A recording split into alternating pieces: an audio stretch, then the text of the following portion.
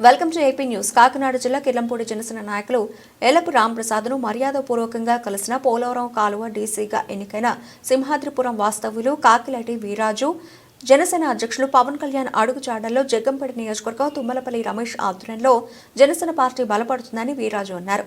రైతులకు నీటి ఎద్దడి లేకుండా తనకు ఇచ్చిన బాధ్యతలను నెరవేరుస్తామని వీరాజు అన్నారు.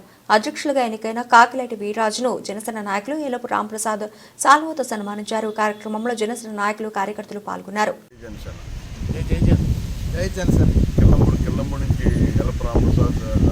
జనసేన నాయకులు మాట్లాడాను.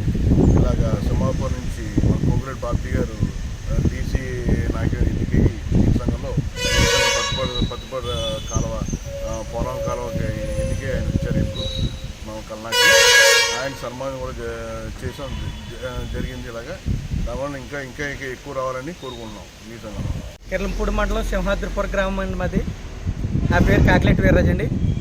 జనసేన పార్టీ అడిగాడల్లో పవన్ కళ్యాణ్ గారు చెప్పిన ఆదేశాల మేరకు మేము అలా తిరుగుతున్నామండి. తుమ్మలపల్లి రమేష్ గారి ఆధ్వర్యంలో మన దొరబాబు గారిని, ఎల్లప్ప దొరబాబు గారిని కలవడం జరిగిందండి.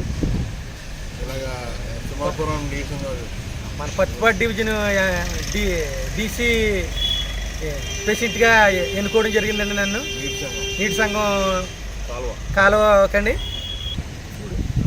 రైతులకి ఇందు మూలంగా రైతులకి ఏ అవసరం వచ్చినా కాలువల పూడికలు తీతలోనే ముందుగా ఉంటామని మనవి చేసుకుంటున్నామండి.